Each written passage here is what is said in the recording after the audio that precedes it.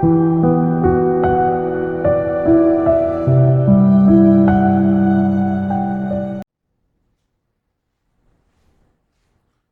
dear students, once again welcome to the chemistry lecture. આપણે લોકો electrochemistry chapter એટલે કે ચેપ્ટર નંબર 3 કરી રહ્યા છીએ. એમનો આજે 7મો લેક્ચર છે. આજે આપણે આગળ વધીએ એ પહેલા લાસ્ટ લેક્ચરમાં શું જોયું તો એની થોડી ચર્ચા કરીએ. અત્યાર સુધીમાં આપણે મતલબ લાસ્ટ લેક્ચરમાં આપણે એક નવો ટોપિક સ્ટાર્ટ કર્યો હતો અને એ છે વિદ્યુત વિભાજન. વિદ્યુત વિભાજન એટલે કે જે વિદ્યુત ઊર્જાનું રાસાયણિક ઊર્જામાં રૂપાંતર આ સિદ્ધાંત પર કાર્ય કરે છે. અને એમાં એક પાત્રમાં વિદ્યુત વિભાજનનું દ્રાવણ લઈ એમાં વિદ્યુત ધ્રુવો ડુબાડી અને બહારથી વિદ્યુત પ્રવાહને જો આપવામાં આવે, વિદ્યુત પ્રવાહ પસાર કરવામાં આવે તો એમાં રેડોક્સ પ્રક્રિયા થઈ એટલે કે રિડક્શન અને ઓક્સિડેશન પ્રક્રિયા થઈ એમના વિદ્યુત ધ્રુવો પર કંઈક નિપજ પ્રાપ્ત થાય તો એને વિદ્યુત વિભાજન થયું કહેવાય. કઈ નિપજો પ્રાપ્ત થાય? વિદ્યુત ધ્રુવો પર નિપજો પ્રાપ્ત થાય એવું આપણે કીધું. અને ઈ જે એના માટેનું આખું જે ડિવાઇસ બન્યું, એના માટેનો જે કોષની રચના બની, એ કોષને આપણે વિદ્યુત વિભાજન કોષ એટલે કે ઇલેક્ટ્રોલાઇટિક સેલ કીધું. હવે પ્રશ્ન બે હતા કે વિદ્યુત ધ્રુવો પર નિપજો પ્રાપ્ત થાય છે. તો પહેલો પ્રશ્ન એ હતો કે કેટલી પ્રાપ્ત થાય છે અને બીજો પ્રશ્ન એ છે કે કઈ પ્રાપ્ત થાય છે. તો કઈ પ્રાપ્ત થાય છે એનો જવાબ થોડો ઘણો ગઈકાલે બે ઉદાહરણ આપ્યા કે ભાઈ NaCl પીગળ્યું તો લ્યો તો આ મળે. પણ અમુક એવા એક્સેપ્શનલ કેસીસ પણ આવશે કે જેમાં આપણે ધારતા હોય એના કરતાં થોડી અલગ નિપજ મળે. જેમ કે NaCl નું મંદ જલીય દ્રાવણ લ્યો તો એક્ચ્યુઅલી એમાંથી નિપજ મળવી જોઈએ સોડિયમ અને ક્લોરીન વાયુ, પણ મળે આપણને H2 મોટું. મતલબ એમાં NaCl નો કાંઈ રોલ જ નથી. એમાં પાણીના વિદ્યુત વિભાજનથી જે નિપજ મળતી હોય એ જ મળે. તો આવી અમુક જે છે એ આપણે જે તે વખતે દાખલાઓ સાથે અથવા તો એવા ઉદાહરણ આવશે તેની સાથે હું કહેતો જઈશ. અત્યારે એક પ્રશ્ન આપણી પાસે વધે છે અને એ છે કે ઈ નિપજ કેટલી પ્રાપ્ત થાય. હવે નિપજ કેટલી પ્રાપ્ત થાય છે ને મસ્ત ટોપિક છે. આના ઉપરથી ઘણા બધા ક્વેશ્ચન્સ દાખલાઓ બને અને JEE નીટમાં પણ આને રિલેટેડ ઘણા બધા ક્વેશ્ચન્સ પૂછાય છે. તો કેટલી નિપજ મળે એ આપણે ગઈકાલે લેક્ચર ત્યાં પૂરો કર્યો હતો અને એના માટે આપણે ફેરાડે નામના સાયન્ટિસ્ટને યાદ કરવાના હતા. અને આ જ પ્રશ્ન ફેરાડેને પણ પૂછવામાં આવ્યો હતો કે ભાઈ કેટલી નિપજો પ્રાપ્ત થાય. તો ફેરાડે એવું કીધું કે એના માટે ભાઈ મારા નિયમો તમારે ભણવા પડે. તો એને કહેવાય ફેરાડેના વિદ્યુત વિભાજનના નિયમો. ફેરાડેના વિદ્યુત વિભાજનના નિયમો. અહીંયા આપણે બે નિયમ ભણવાના છે.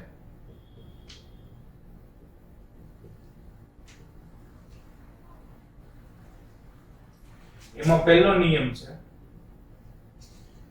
કે બીજું કઈ આપણે આડું અવળું નહીં પણ બહુ સાદું અને એકદમ જેને કહેવાય સરળ રચના, વિદ્યુત વિભાજન કોષ એકદમ સિમ્પલ બને એ કેટલો બને. તો કે એના માટે ફેરાડે એવું કીધું છે કે વિદ્યુત વિભાજનથી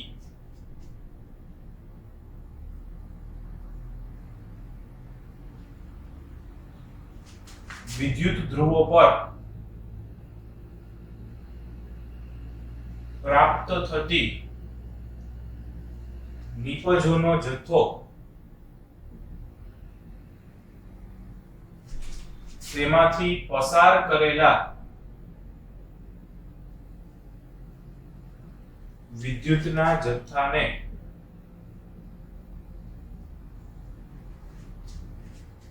સમપ્રમાણમાં હોય છે. શું કહી ગયા ફેરાડે નામના સાયન્ટિસ્ટ કે ભાઈ વિદ્યુત વિભાજનથી વિદ્યુત ધ્રુવો પર પ્રાપ્ત થતી નિપજો. વિદ્યુત વિભાજન એટલે આમ આપણે એવું કીધું કે એક પ્રકારની રેડોક્સ પ્રક્રિયા. એટલે આપણે વિદ્યુત વિભાજન કોષ જે કન્સ્ટ્રક્ટ કરીએ એમાં બાહ્ય વિદ્યુત પ્રવાહ પસાર કરવામાં આવે એટલે અંદર ઓક્સિડેશન રિડક્શન પ્રક્રિયાઓ થાય એટલે કે રેડોક્સ થાય. એ થાય તો એને વિદ્યુત વિભાજન થયું કહેવાય. તો એ વિદ્યુત વિભાજન થવાના કારણે વિદ્યુત ધ્રુવો પર નિપજ પ્રાપ્ત થાય. એ કેટલી પ્રાપ્ત થાય એટલે કે પ્રાપ્ત થતી નિપજનો જથ્થો કેટલો હોય તો કે તેમાંથી પસાર કરેલ વિદ્યુતના જથ્થાને સમપ્રમાણમાં હોય. એટલે કે જો વિદ્યુતનો જથ્થો વધુ પસાર કરશો તો એમાંથી પ્રાપ્ત થતી નિપજનું પ્રમાણ વધુ હશે.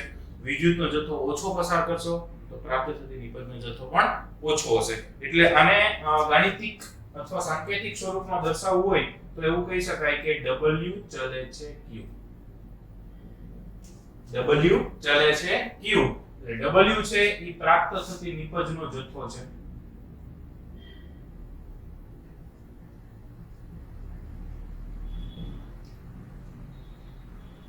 અને Q છે એ પસાર કરેલ વિદ્યુતનો જથ્થો છે. પસાર કરેલ વિદ્યુતનો જથ્થો છે.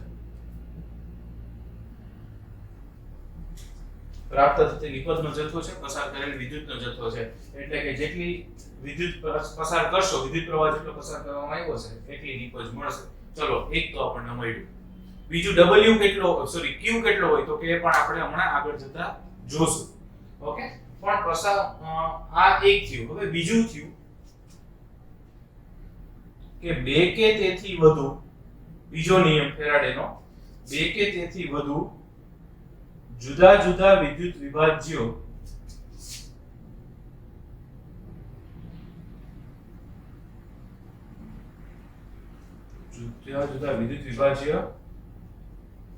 દ્રાવણો વડે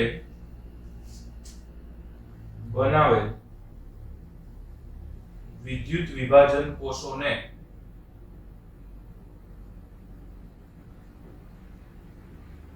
શ્રેણીબદ્ધ કરી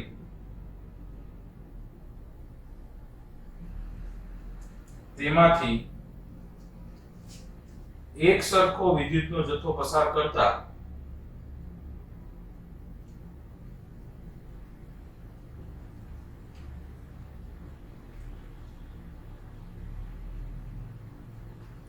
પ્રાપ્ત થતી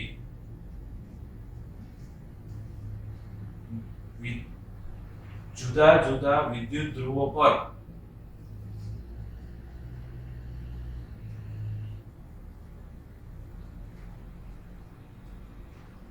પ્રાપ્ત થતી નિપજનો જથ્થો તેના તુલ્ય ભારના સમપ્રમાણમાં હોય છે.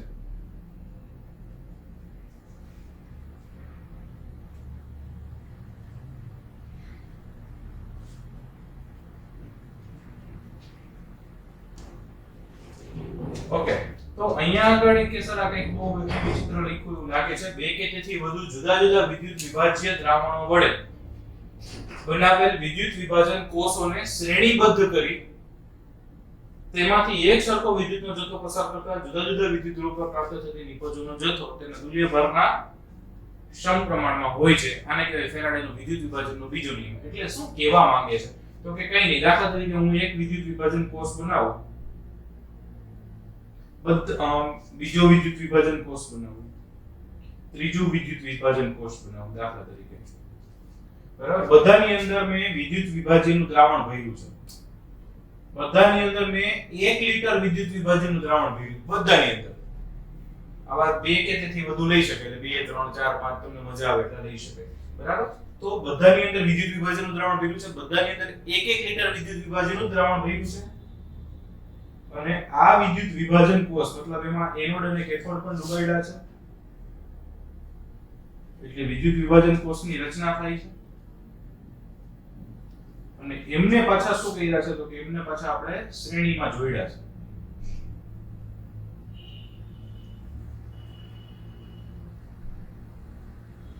દાખલા તરીકે આવું કોઈ શ્રેણી જોડાણ આપણે કર્યું છે.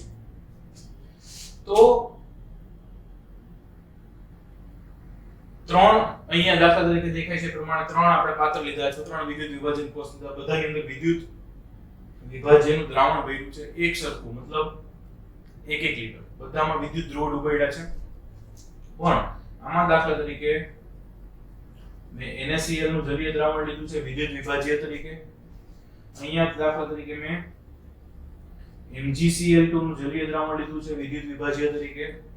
અને અહીંયા દાખલા તરીકે આપણે AlCl3 નું જલીય દ્રાવણ લીધું છે વિદ્યુત વિભાજ્યના દ્રાવણ તરીકે. મતલબ બે કે તેથી વધુ જુદા જુદા વિદ્યુત વિભાજ્ય દ્રાવણ, એટલે એકમાં NaCl એકમાં MgCl2 જુદા જુદા વિદ્યુત વિભાજ્ય દ્રાવણ વડે બનાવેલ વિદ્યુત વિભાજન કોષ. એટલે આ એક વિદ્યુત વિભાજન કોષ, આ બીજો વિદ્યુત વિભાજન કોષ, આ ત્રીજો, એને શ્રેણીબદ્ધ કરી એટલે કે શ્રેણી જોડાણ કર્યું છે, શ્રેણીમાં જોડ્યા છે.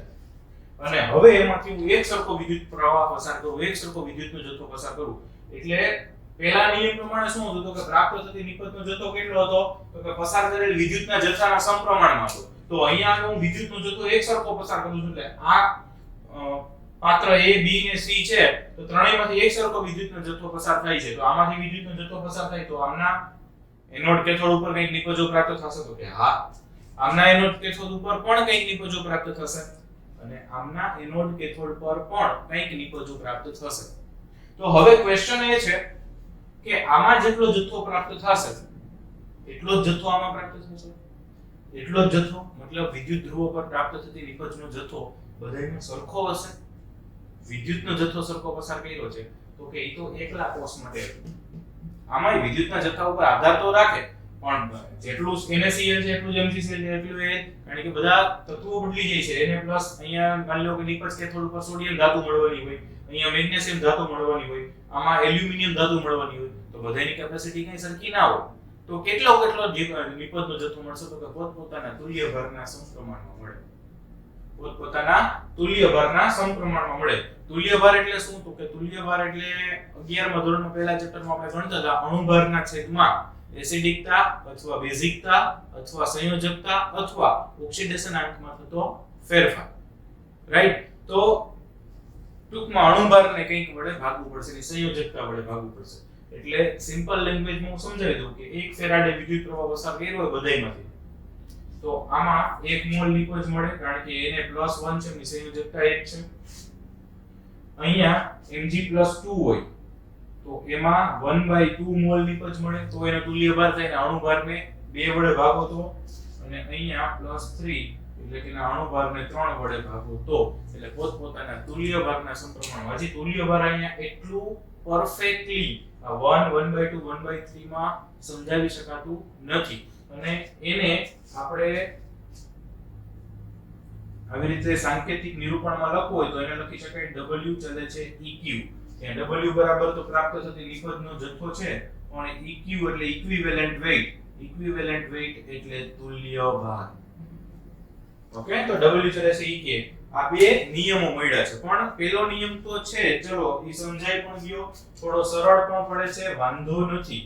પરંતુ બીજો નિયમ જે આ શ્રેણી જોડાણ, જો બીજો નિયમ પાછો લાગે માત્ર શ્રેણી જોડાણને બધાય નહીં લાગુ નથી પડતું તુલ્ય ભાર વાળું. જ્યારે શ્રેણી જોડાણ વાળો દાખલો હોય ત્યારે જ લાગુ પડે પણ તોય છે તુલ્ય ભાર ની ગણવામાં એમાં થોડું અટપટું રહે તો કઈ વાંધો નહીં. ફેરાડેએ આ નિયમ આપ્યા પછી મોલ સંકલ્પના ને બધું અસ્તિત્વમાં આવ્યું. ત્યાં સુધી મોલ સંકલ્પના અસ્તિત્વમાં નહોતી એટલે ફેરાડેએ શું કર્યું તો કે એણે આ જે પોતાનો બીજો નિયમ હતો ને એનું આધુનિક સ્વરૂપ રજૂ કર્યું.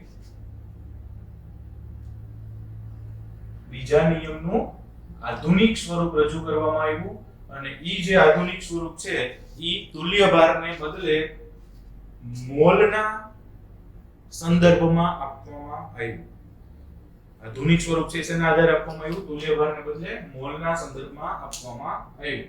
અને એને આધુનિક સ્વરૂપ એક્ચ્યુઅલી અહીંયા નિયમ છે ઈ એના શબ્દો છે એ એટલા કામના નથી પણ ઈ શું કહેવા માંગે છે ઈ કામનું છે. રાઈટ? તો અહીંયા આધુનિક સ્વરૂપ શું કહી શકાય તો કે આધુનિક સ્વરૂપ એવું કહી શકાય કે રિડક્શન અને ઓક્સિડેશન. રિડક્શન અને ઓક્સિડેશન અર્ધ પ્રક્રિયાઓ દ્વારા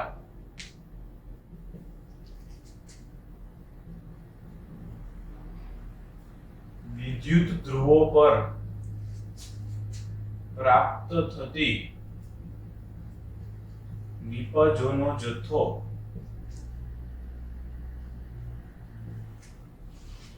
એટલે એક્ચ્યુઅલી આ નિપજ મળે, સોડિયમ મળે કે Cl2 વાયુ મળે, મેગ્નેશિયમ મળે, ક્લોરીન મળે, જે મળે ઈ ઓક્સિડેશન અર્ધ પ્રક્રિયા અને રિડક્શન અર્ધ પ્રક્રિયા દ્વારા જ મળે કારણ કે એનોડ ઉપર ઓક્સિડેશન થવાનું, કેથોડ ઉપર રિડક્શન થવાનું છે. તો એ રિડક્શન ઓક્સિડેશન અર્ધ પ્રક્રિયા દ્વારા વિદ્યુત ધ્રુવ પર પ્રાપ્ત થતી નિપજનો જથ્થો એટલે બેઝિકલી તો પ્રાપ્ત થતી નિપજનો જથ્થો કેટલો હોય તો કે તે પ્રક્રિયકની તત્વયોગમિતિ ના સમપ્રમાણમાં હોય છે.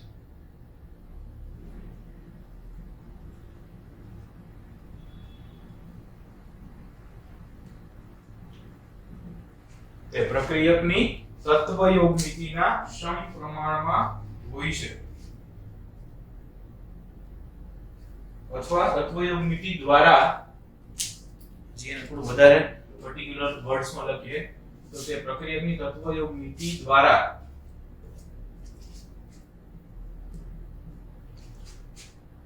કોષમાંથી પસાર થતા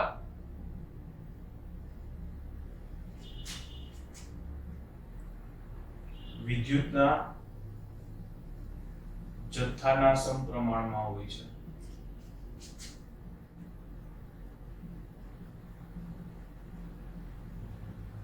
જો થોડું અટપટું લાગે, ચિંતા કરવાની જરૂર નથી, કારણ કે ખાસ કરીને બીજો નિયમ છે એ આ શબ્દ સ્વરૂપ કરતા એના એપ્લિકેશન માટે વધારે ઉપયોગી છે. એ ક્યાં ઉપયોગ ને કેમ થાય એ જ શીખવાનું છે. તો બેઝિકલી પહેલું તો ખબર પડી ગયું, સાદો એક જ આવો કોષ બનાવીને આપ્યો હોય તો એમાં પ્રાપ્ત થતી નિપજનો જથ્થો કેટલો હોય, તો કે એમાં પસાર કરેલ વિદ્યુતના જથ્થાના સમપ્રમાણમાં હોય, W ચલે છે. પણ બીજો નિયમ છે એ આ તુલ્ય ભાર વાળું તો છે, ઠીક છે, આપ્યું છે એટલે આપણે કરવું પડે, પણ એનું આધુનિક સ્વરૂપ છે એ જ વપરાતું હોય, ચોખ્ખી વાત છે. તો આધુનિક સ્વરૂપમાં એવું કહી દીધું કે પ્રાપ્ત થતી નિપજનો જથ્થો એની પ્રક્રિયકની તત્વયોગ મિતિ એટલે તત્વોની યોગ્ય રીતે વહેંચણી કે ગોઠવણી. એટલે માની લો કે આપણે એક પ્રક્રિયા સમીકરણ લખ્યું છે તો એમાં તત્વયોગ મિતિ જળવાય છે કે કેમ ખબર પડે, તો કે જેટલી બાજુ જે પ્રક્રિયક હોય નિપજ બાજુ એના એટલા જ મોલ હોવા જોઈએ. એટલે તત્વયોગ મિતિ દ્વારા પસાર થતા વિદ્યુતના જથ્થાના સમપ્રમાણમાં, એટલે આમ જોવું તો વિદ્યુતના જથ્થાના સમપ્રમાણમાં જ હોય છે, બરાબર, અથવા સંબંધ ધરાવે છે. આટલું ક્લિયર છે? ફાઇન. હવે માની લો કે આ શ્રેણી જોડાણ છે, એટલે હું આ રબ કરું એ પહેલા જો તમારે જોઈતું હોય તો સ્ક્રીનશોટ લઈ લો, બરાબર, જેથી કરીને તમારે શ્રેણી જોડાણ છે એ વધારે પ્રોપર કરી શકો. ઓકે, હવે આમાં મારે ઉદાહરણ આપવું છે, ખાસ કરીને આ જે બીજો નિયમ છે એનું ઉદાહરણ આપવું છે અને એ ખૂબ અગત્યનું પણ છે, બરાબર. તો દાખલા તરીકે આપણે જે હમણાં શ્રેણીમાં 3 કોષ જોડ્યા હતા, ઓકે, એમાં હું એની અર્ધ પ્રક્રિયાઓ લખું તો એને પ્લસ ઇલેક્ટ્રોન, એમાંથી શું બને તો કે સોડિયમ. અચ્છા, પછી Mg2 પ્લસ 2 ઇલેક્ટ્રોન, એમાંથી શું બને તો કે મેગ્નેશિયમ. અને Al3 ત્રીજામાં આપણે એલ્યુમિનિયમનું દ્રાવણ લીધું હતું, Al3 પ્લસ 3 ઇલેક્ટ્રોન, તો એમાંથી બને એલ્યુમિનિયમ. આટલું સમજાય છે? તો આ પ્રાપ્ત થતી નિપજો છે ને, સોડિયમ, મેગ્નેશિયમ અને એલ્યુમિનિયમ. હવે પ્રશ્ન એ છે કે એનો જથ્થો કેટલો પ્રાપ્ત થયો, તો કે પસાર કરેલ વિદ્યુતના જથ્થા સાથે સંબંધ ધરાવે છે અથવા વિદ્યુતના જથ્થાના સમપ્રમાણમાં હોય છે. તો તમે વિચારો કે અહીંયા મેં વિદ્યુતનો જથ્થો કેટલો પસાર કર્યો તો કે 1 મોલ ઇલેક્ટ્રોન, કંઈ નથી એટલે 1 મોલ ઇલેક્ટ્રોન, અહીંયા 2 મોલ ઇલેક્ટ્રોન, અહીંયા 3 મોલ ઇલેક્ટ્રોન. તો પહેલા તો એ ત્રણેયને શ્રેણીમાં જોડ્યા છે તો આપણે બધામાંથી વિદ્યુતનો જથ્થો સરખો પસાર કર્યો છે. અહીંયા તો 1 મોલ, 2 મોલ અને 3 મોલ લીધું છે, એવું નથી, એક સરખો વિદ્યુતનો જથ્થો પસાર કરવાનો છે આપણે, બરાબર છે. તો આના માટે પહેલા આપણે આ સમીકરણોને થોડા ફેરવીને લખીએ. તો Na+ ઇલેક્ટ્રોન, એમાંથી 1 મોલ સોડિયમ બને. અહીંયા હું લઉં 1/2 Mg2+, તો એમાં કેટલા મોલ ઇલેક્ટ્રોન આપવા પડે? 1 મોલ હોય તો 2 ઇલેક્ટ્રોનની જરૂર પડે, તો અડધો મોલ હોય તો 1 ઇલેક્ટ્રોનની જરૂર પડે, તો 1/2 મોલ Mg મળે, તો કે હા.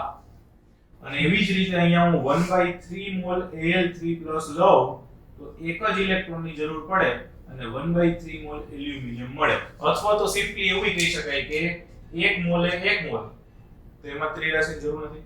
2 મોલ માટે 1 મોલ મળતું હોય, 2 મોલ ઇલેક્ટ્રોન થી 1 મોલ મેગ્નેશિયમ મળે, તો 1 મોલ ઇલેક્ટ્રોન થી અડધો મોલ મેગ્નેશિયમ મળે. એવી જ રીતે 3 મોલ ઇલેક્ટ્રોન થી 1 મોલ એલ્યુમિનિયમ મળે, તો 1 મોલ ઇલેક્ટ્રોન થી તો કે 1/3 મોલ એલ્યુમિનિયમ મળે. તો ત્રણેય તમે જુઓ, પહેલા પાત્રમાં સોડિયમ વાળું દ્રાવણ હતું, બીજા પાત્રમાં મેગ્નેશિયમ વાળું દ્રાવણ હતું અને ત્રીજા પાત્રમાં એલ્યુમિનિયમ વાળું દ્રાવણ હતું.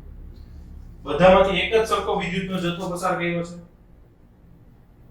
તેમાં પ્રાપ્ત થતી નિપજ પોતાની તત્વયોગ મિતિ પ્રમાણે જે વિદ્યુતનો જથ્થો પસાર થાય છે એના સમપ્રમાણમાં હોય. એટલે એક સરખો વિદ્યુતનો જથ્થો પસાર કરો તો સોડિયમના 1 મોલ મળે, મેગ્નેશિયમના 1/2 મોલ મળે અને એલ્યુમિનિયમના 1/3 મોલ મળે. એટલે તત્વયોગ મિતિમાં આપણે આવું કંઈ જોયું ને કે એના અણુભાર 2 વડે ભાગવો પડે, 2 વડે કઈ રીતે જોયું, બરાબર. પણ મોલના સંપર્કમાં સંદર્ભમાં છે અને મોલ છે એ થોડું વધારે વ્યાપક છે, વધારે ઈઝી પડે સમજવા માટે. ક્લિયર છે?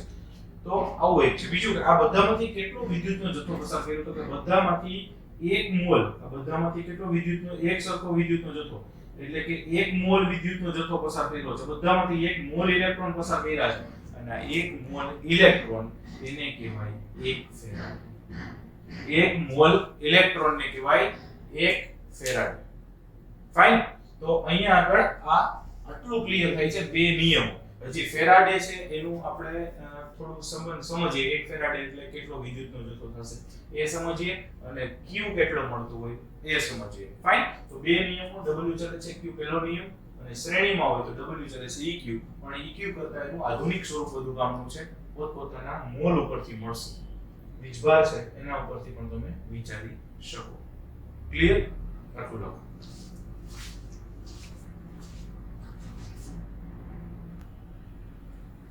ઓકે. હવે આપણે હમણાં એવું કીધું કે 1 મોલ ઇલેક્ટ્રોન બરાબર 1 ફેરાડે, રાઈટ? હવે એના ઉપરથી આપણે એક સંબંધ ધરાવીએ કે 1 ઇલેક્ટ્રોન પરનો વીજભાર અથવા 1 ઇલેક્ટ્રોન પરનો વિદ્યુતનો જથ્થો. વીજભાર એટલે શું કહી શકાય? વિદ્યુતનો જથ્થો. એટલે 1 ઇલેક્ટ્રોન કેટલું વિદ્યુતનો જથ્થો ધરાવતું હોય? એ તો આપણને ખબર જ હોય, 1.602 ગુણ્યા 10 - 19 કુલોમ્બ. 1.602 ગુણ્યા 10 - 19 કુલોમ્બ, રાઈટ? તો 1 મોલ ઇલેક્ટ્રોન પરનો વિદ્યુતનો જથ્થો કેટલો થાય?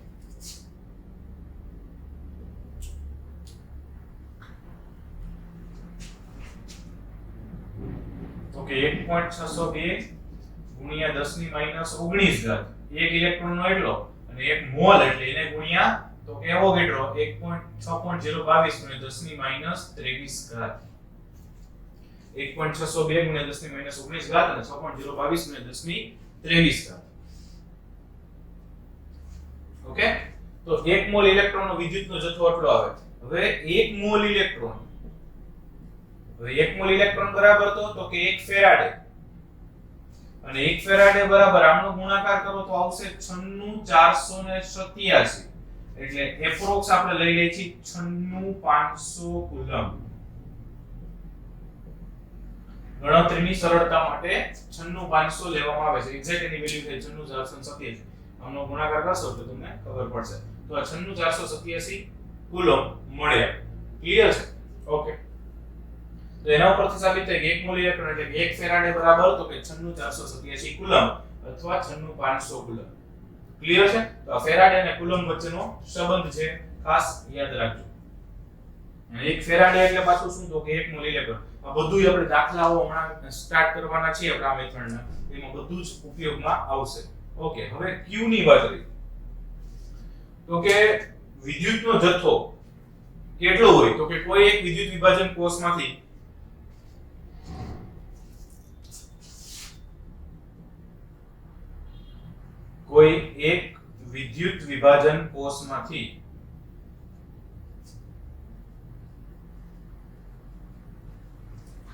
I એમ્પિયર વિદ્યુત પ્રવાહ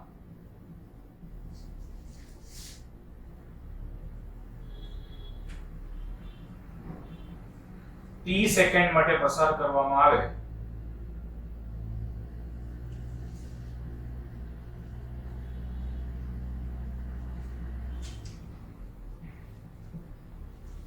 તો પ્રાપ્ત થતો વિદ્યુતનો જથ્થો કેટલો હોય? વિદ્યુતનો જથ્થો પસાર કર્યો બોલીએ છે એટલે શું પસાર કર્યું? તો કે I એમ્પિયર વિદ્યુત પ્રવાહ પસાર કર્યો t સમય માટે, t સેકન્ડ માટે. તો વિદ્યુતનો જથ્થો Q કેટલો મળે? તો કે Q મળે I t જેટલો. વિદ્યુતનો જથ્થો Q I t જેટલો મળે. આનો પણ આપણે દાખલાઓમાં આગળ ઉપયોગ કરવાના છીએ. ફાઇન. ઓકે. તો આ એક ફેરાડે અને કુલમ્બનો સંબંધ થયો, અને સાથે 1 મોલ ઇલેક્ટ્રોન વાળો, અને Q કેટલો હોય? તો કે I t જેટલો હોય. ફાઇન. હજી આપણે જે ફેરાડેનો બીજો નિયમ હતો એને થોડુંક આપણે 3-4 ઉદાહરણ દ્વારા સમજીએ કે શેમાં કેટલી નિપજ પ્રાપ્ત થશે. ઓકે. આટલું લખી શકો છો.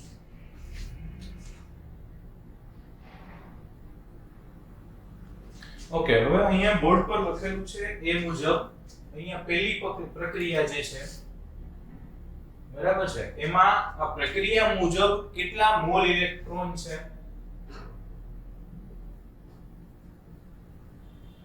કેટલા મોલ ઇલેક્ટ્રોન વપરાયેલા છે? તો કે આમાં 1 મોલ ઇલેક્ટ્રોન વપરાયેલા છે, આમાં 2 મોલ ઇલેક્ટ્રોન વપરાયેલા છે, ત્રીજી પ્રક્રિયામાં 3 મોલ ઇલેક્ટ્રોન વપરાયેલા છે, ચોથી પ્રક્રિયામાં 2 મોલ ઇલેક્ટ્રોન વપરાયેલા છે અને પાંચમી પ્રક્રિયામાં 4 મોલ ઇલેક્ટ્રોન વપરાયેલા છે. તત્વયોગમિતિ પ્રમાણે આપણે બીજું નિયમ આપ્યો ને ફેરાડેનું આધુનિક સ્વરૂપ તત્વયોગમિતિ, તો આ એક્ચ્યુઅલી આપણે જોયું કે આ પ્રક્રિયા માટે 1 મોલ ઇલેક્ટ્રોન વપરાવાનું છે, એના માટે 2. હવે હું જો 1 ફેરાડે વિદ્યુત પ્રવાહ પસાર કરવામાં આવે, ફેરાડે કેટલા પસાર કરીએ છીએ સપોઝ આપણે, તો કે 1, બધામાંથી હું 1 ફેરાડે વિદ્યુત પ્રવાહ પસાર કરું તો 1 ફેરાડે બધામાંથી પસાર કરું તો કે પ્રાપ્ત થતી નિપજના મોલ કેટલા મળશે? બરાબર, મોલ કેટલા મળશે?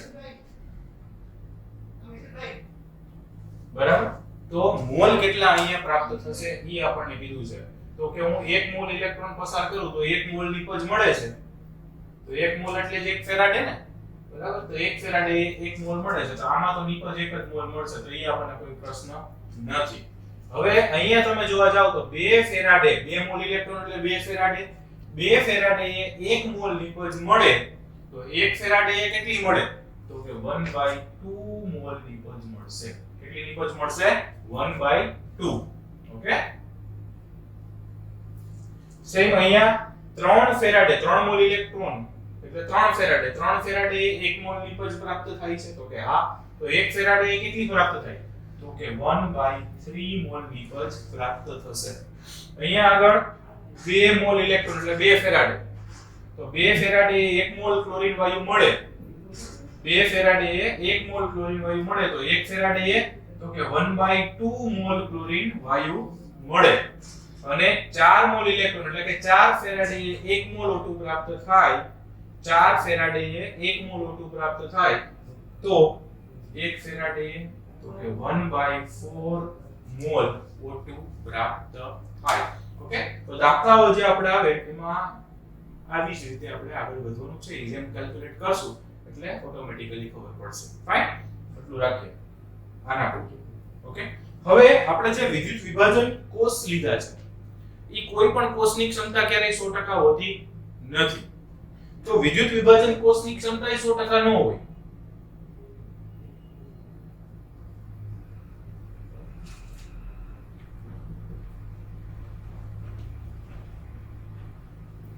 કોષની ક્ષમતા 100% હોતી નથી.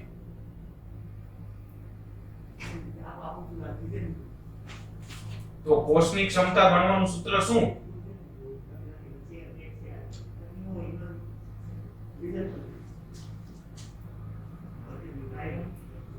ટકામાં ગણવાનું શું સૂત્ર શું? તો કે નિપજનું પ્રાયોગિક મૂલ્ય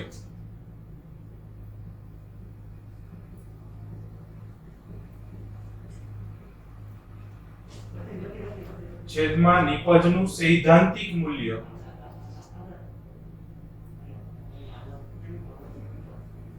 ગુણ્યા 100. નિપજનું પ્રાયોગિક મૂલ્ય છેદમાં નિપજનું સૈદ્ધાંતિક મૂલ્ય ગુણ્યા 100 કોષની ક્ષમતા ગણવાનું સૂત્ર છે. આપણે દાખલાઓ કરશું અને ક્ષમતા વાળો જ્યારે દાખલો આવે ત્યારે આ કરશું. ફાઇન, લખીશું.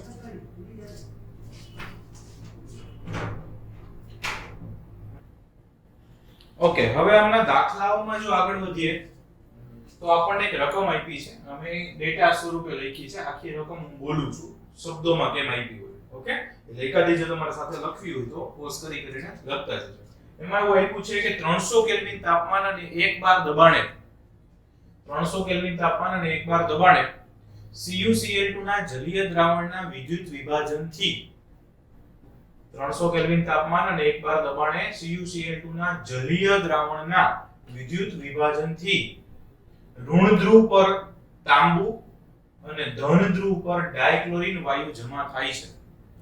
ઋણ ધ્રુવ પર તાંબુ અને ધન ધ્રુવ પર ડાઇક્લોરીન વાયુ જમા થાય છે. જો 2 એમ્પિયર વિદ્યુત પ્રવાહ 1 કલાક માટે પસાર કરવામાં આવે, જો 2 એમ્પિયર વિદ્યુત પ્રવાહ 1 કલાક માટે પસાર કરવામાં આવે તો ઋણ ધ્રુવ પર કેટલું તાંબુ અને ધન ધ્રુવ પર કેટલો ક્લોરીન વાયુ છૂટો પડશે, કેટલો પ્રાપ્ત થશે. ઋણ ધ્રુવ એટલે કેથોડ, તાંબુ એટલે કોપર. મતલબ કે કેથોડ ઉપર કેટલું કોપર મળશે અને એનોડ ઉપર કેટલો ક્લોરીન વાયુ મળશે. એટલે ફેરાડેના નિયમમાં કેટલી નિપજ મળશે, કઈ મળશે એ આપણે કહી દીધું છે, પણ કેટલી મળશે એ પૂછ્યું છે. બીજું અહીંયા કોપર મળે છે તો એનો જવાબ આપણે ગ્રામમાં ગોતવાનો છે અને ક્લોરીન વાયુ છે તો એનો આન્સર આપણે લીટરમાં ગોતવાનો છે. ઓકે, તો સૌથી પહેલા તો આપણી પાસે પસાર કરેલ વિદ્યુતના જથ્થાના સમપ્રમાણમાં હોય. બીજું કે અહીંયા શ્રેણી જોડાણ કે એવું કંઈ નથી, એટલે પહેલો જ નિયમ W ચાલે છે Q. તો પ્રાપ્ત થતી નિપજનો જથ્થો પસાર કરેલ વિદ્યુતના જથ્થાના સમપ્રમાણમાં હોય. તો પહેલા તો આપણે વિદ્યુતનો જથ્થો Q ગોતવો પડશે. હવે Q નું સૂત્ર છે I * T. I એમ્પિયરમાં તો કે હા 2, પણ T છે એ કલાકમાં છે તો 1 કલાકની 60 મિનિટ અને 60 સેકન્ડ. ઓકે, તો 2 ગુણ્યા 60 ગુણ્યા સમય હંમેશા સેકન્ડમાં જ લેવાનો થશે અને આ જે મળશે એ શું મળશે તો કે એ મળશે કુલોમ્બ C અને E જે મળશે 7200 એને ભાગ્યા 96500 કરો એટલે આપણને ફેરાડે મળે. કુલમ ને ફેરાડે માં ફેરવવું હોય તો 96500 વડે ભાગી નાખવાનું, ફેરાડે ને કુલમ માં ફેરવવું તો 96500 વડે ગુણી નાખવાનું. ભાગ્યા 96500 એટલે આટલા ફેરાડે વિદ્યુતનો જથ્થો પસાર થાય અને મોટા ભાગે આપણા વિદ્યુતનો જથ્થો ફેરાડે માં ગોતવાનો થશે. 7200 ભાગ્યા 96500 એટલે આન્સર આવશે 0.0746. એટલે આપણે એને લઈ લઈએ 0.075. 4 પછી 6 છે એટલે 0.075 ફેરાડે. એટલે આપણે આ જે કોષ આપણને આપ્યો છે એમાં 0.075 ફેરાડે વિદ્યુત પ્રવાહ પસાર કરીએ છીએ. સમજ પડી એટલે બરાબર, એમાં આપણે 0.075 ફેરાડે વિદ્યુત પ્રવાહ પસાર કરીએ છીએ. ઓકે,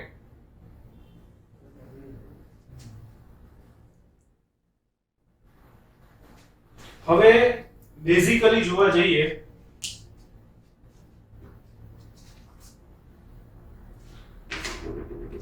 તો એનોડ અને કેથોડ ઉપર પ્રાપ્ત થતી નિપજો માટે કંઈક પૂછ્યું છે. પહેલા આપણે કેથોડની વાત કરી લઈએ.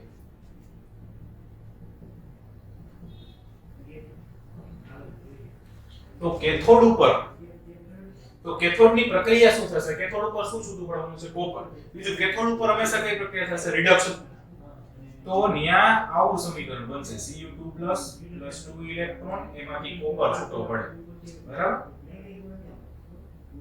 Cu2 માંથી Cu છૂટું પડશે. તો અહીંયા તમે જોવા જાઓ તો આ સમીકરણ પ્રમાણે 2 મોલ ઇલેક્ટ્રોન એટલે 2 ફેરાડે. તો કે હા, ત્યારે 1 મોલ કોપર. હવે 1 મોલ કોપર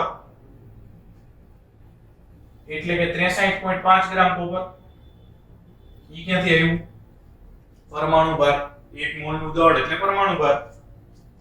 તો અહીંયાથી આપણે ત્રિરાશિ મૂકી શકીએ કે 2 ફેરાડે વિદ્યુત પ્રવાહ પસાર કરતા 2 ફેરાડે વિદ્યુત પ્રવાહ પસાર કરતા 63.5 ગ્રામ કોપર મળે.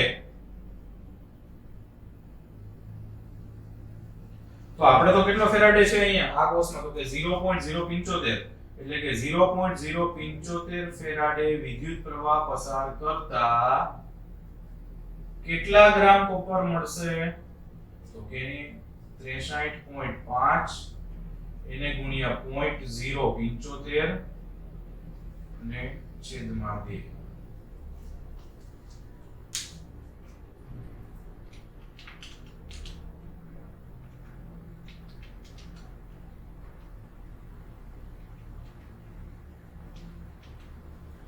.38 ગ્રામ.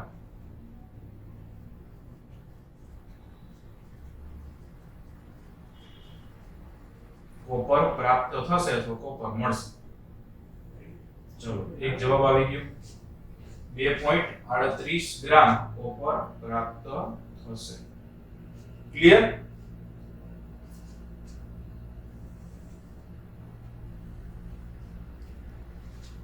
કેથોડ પરનું ગણ્યું. હવે એનોડ પરની ચર્ચા કરીએ.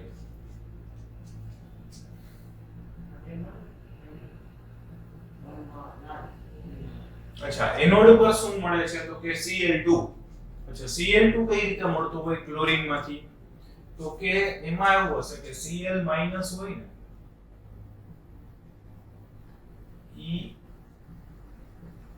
ઇલેક્ટ્રોન ગુમાવે અને Cl2 વાયુ મળે. માઈનસ છે એટલે મેળવેલા છે, ગુમાવે એટલે તટસ્થ થઈ જાય. બરાબર છે? તો કંઈક આવું એમનું સમીકરણ મળે. જો આ એનોડ અને કેથોડના પ્રક્રિયા સમીકરણ લખ્યા છે ઈ ખૂબ અગત્યના છે. આ પણ અને આ પણ, અથવા આવો કોઈ પણ દાખલો આપ્યો અહીંયા CuCl2 આપ્યું તો એટલે એવું બનાવ્યું છે, પછી જે તે દાખલામાં રકમ હોય એ પ્રમાણે બનાવવું પડે અને ઈ જો સાચું બને તો જ એની ત્રિરાશિ છે, તો જ જવાબ સાચો આવશે. તો અહીંયા પણ એવું થશે ને કે ભાઈ અહીંયા 1 મોલ ક્લોરીન વાયુ મળે છે, ત્યારે 1 મોલ ક્લોરીન વાયુ મળે છે ક્યારે? તો કે 2 ફેરાડે વિદ્યુત પ્રવાહ પસાર કરવામાં આવે તો 2 મોલ ઇલેક્ટ્રોન એટલે 2 ફેરાડે. હમણાં આપણે આગળ થિયરીમાં જોયું. બરાબર? તો અહીંયા આપણે ત્રિરાશિ મૂકી દઈએ કે ભાઈ 2 ફેરાડે વિદ્યુત પ્રવાહ પસાર કરતા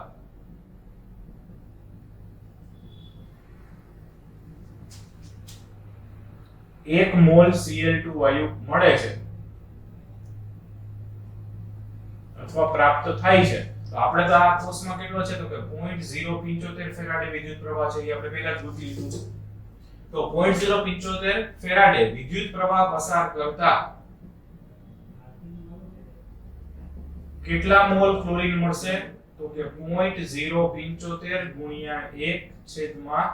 0.075 ભાગ્યા 2 એટલે 0.0375 મોલ Cl2 વાયુ પ્રાપ્ત થશે. ઓકે સર, અહીંયા ડાયરેક્ટ ગ્રામ ગોઈતા, ન્યા કા મોલ ગોઈતા? તો કે ન્યા આપણે લીટરમાં, વાયુ કોઈ પણ પૂછ્યો હોય ત્યારે એને લીટરમાં જ ગોતવાનું થશે. તો એ લીટર ગોતવા માટે હવે આપણી પાસે આદર્શ વાયુ સમીકરણ મુજબ આપણી પાસે એક સૂત્ર છે PV = nRT. કદ ગોતવું છે તો V ને હું કરતા બનાવી દઉં તો V = તો કે nRT/P. કિંમતો તો આપણી પાસે છે જ. n એટલે મોલની સંખ્યા 0.0375, R એટલે 0.08314, દબાણ બારમાં હોય, કદ લીટરમાં હોય. દબાણ બારમાં હોય અને કદ લીટરમાં હોય ત્યારે 0.08314 આવશે. તાપમાન આપ્યું હોય આપણને ભાઈ કેટલું તો કે 300, અને છેદમાં દબાણ તો કે 1 માં. બસ, તો આમની ગણતરીઓ કરો.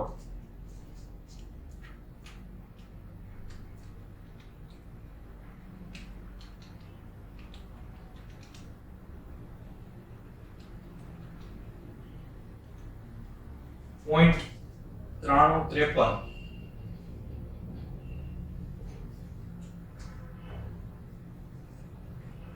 લીટર Cl2 વાયુ પ્રાપ્ત થશે.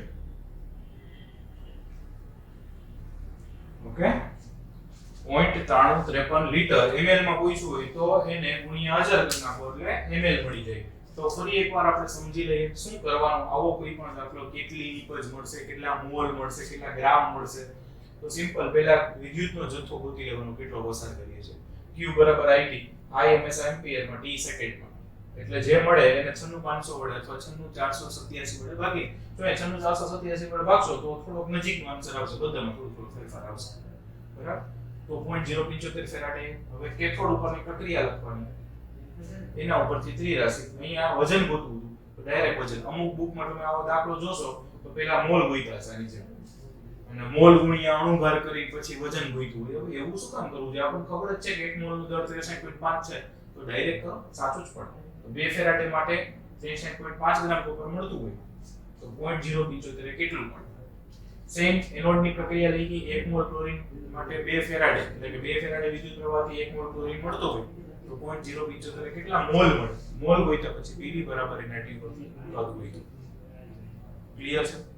ખાસ આવા પ્રકારના દાખલા હજી આપણે કરવાના છીએ, તો સારી રીતે ગણજો, સમજતા જજો, જાતે ગણવાનો પ્રયત્ન કરજો, પછી આગળના દાખલા તરફ આગળ વધજો. ફાઇન. નો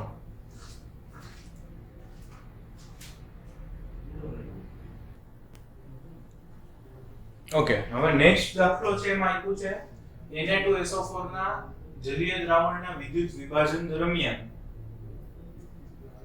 2.5 એમ્પિયર વિદ્યુત પ્રવાહ 1 કલાક માટે પસાર કરવામાં આવે છે.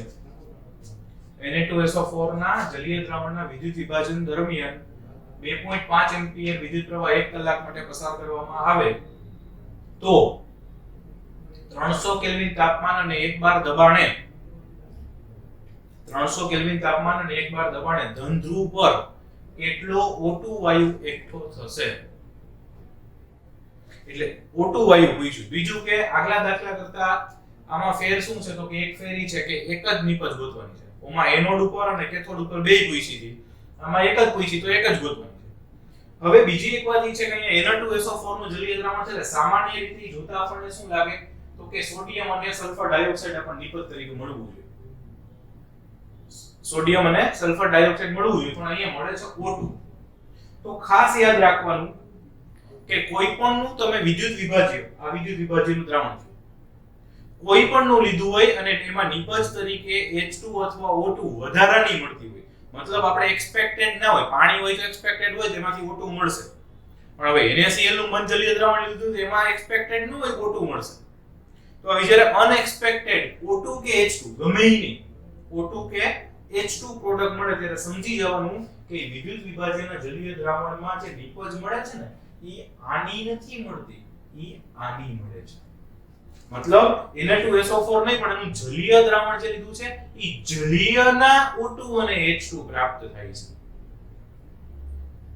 તો કે એમાંથી શું ફેર પડશે ગમે ત્યાંથી પ્રાપ્ત થાય પ્રશ્નમાં દમ તો છે શું ફેર પડે ફેર તો પડે કારણ કે આપણે જ્યારે સમીકરણ લખતા હતા ને આગલા દાખલામાં તો એ Cu2+ માંથી બનાવ્યું Cl- માંથી બનાવ્યું એમ અહીંયા O2 છે ને એ Na2SO4 માંથી નહીં બને એ શેમાંથી બનશે aqueous માંથી પાણીમાંથી એક્વામાંથી બનશે જળમાંથી બનશે તો એનું જે સમીકરણ છે એ બદલાઈ જશે એટલે ખાસ ટૂંકું ને ટચ આવું જ્યારે O2 કે H2 વધારાનું મળતું હોય ને ત્યારે એ પાણીમાંથી બનાવો ટૂંકમાં એનું સમીકરણ જે આવશે એ કયું આવશે પાણીવાળું તો પાણીવાળું સમીકરણ તો કે બે યાદ રાખવાના છે એમાંથી એક તો આપણે ઓલરેડી હમણાં થિયરી વખતે કરી પણ નાખ્યું ઓકે જોતા જઈએ એટલે વધારે ખબર પડશે તો પહેલા આપણે આપણું Q બરાબર IT વાળું ગોતી નાખીએ તો તમને મેં વાંધું હતું કે નારે ના સર ચલો તો Q બરાબર I * T I કેટલો છે તો કે 2.5 એમ્પિયર વિદ્યુત પ્રવાહ T કેટલો છે તો કે 1 કલાક એની 60 મિનિટ એની 60 સેકન્ડ બરાબર એટલે કે 60 * 60 સેકન્ડ ઓકે અને ભાગ્યા 96500 પણ કરી જ નાખું માથાકૂટ નહીં સીધે સીધું ફેરાડે ઓકે તો એમાં Q કેટલું મળશે તો કે કેલ્ક્યુલેટર હાથમાં લઈ તો ખબર પડે કે ખબર પડશે તો કે 2.5 * 60 * 60 is divided by 96500 0.09326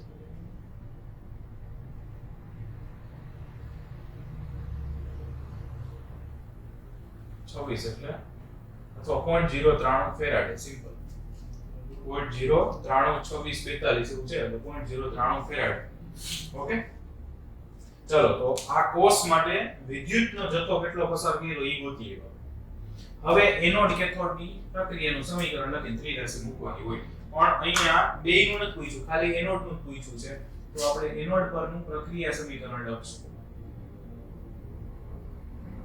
તો એનોડનું પ્રક્રિયા સમીકરણ અહીંયા શું થશે તો કે 2H2O એમાંથી O2 4H + 4 ઇલેક્ટ્રોન હમણાં થિયરી વખતે લખ્યું બરાબર જો આ ફેર પડે મેઈન અગત્યનો મુદ્દો આ છે સમીકરણ કયું આવશે બરાબર તો પાણીમાંથી બનતા O2 વાળું સમીકરણ આવ્યું છે ઓકે તો હવે અહીંયા જોઈએ તો O2 ના મોલ કેટલા તો કે 1 મોલ અને ફેરાડે કેટલા તો કે 4 મોલ ઇલેક્ટ્રોન એટલે કે 4 ફેરાડે બસ તો સિમ્પલ ત્રિરાશી મૂકો કે 4 ફેરાડે વિદ્યુત પ્રવાહ પસાર કરતા 1 મોલ O2 પ્રાપ્ત થાય છે અથવા મળે છે તો આપણે આ કોર્સમાં કેટલા ફેરાડે છે 0.093 તો 0.093 ફેરાડે વિદ્યુત પ્રવાહ પસાર કરતા કેટલા મોલ O2 પ્રાપ્ત થાય તો 0.093 * 1 છેદમાં 4 0.093 ભાગ્યા 4 0.02325 અથવા 232 મોલ O2 વાયુ. હાલો O2 ના મોલ મળી ગયા. હવે તો કે PV બરાબર nRT. સિમ્પલ. તો એમાં V ને હું કરતા બનાવી દઉં તો nRT/P. n શું મળ્યો તો કે 0.02325 r 0.08314 12 તાપમાન આપ્યું છે 300 અને દબાણ આપ્યું છે 1 bar.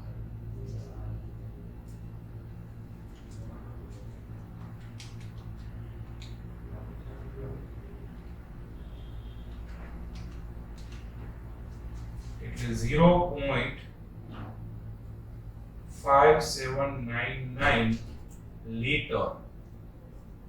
અથવા ક્યારેક આપણને એવું પૂછે ml માં પૂછ્યું હોય તો 579.9 મિલીલીટર.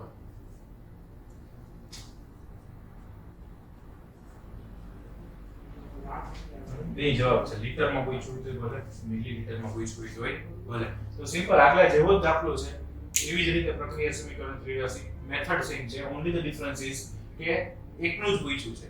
ઘણા બધા ફરક પતુડા હોય કે આપણે O2 નું સોડિયમ એ ગોતી આવે કેટલો મળે. નથી જ પૂછ્યું તો શું કામ ગોતવું છે? ખાલી ખોટો ટાઈમ વેસ્ટ કરો.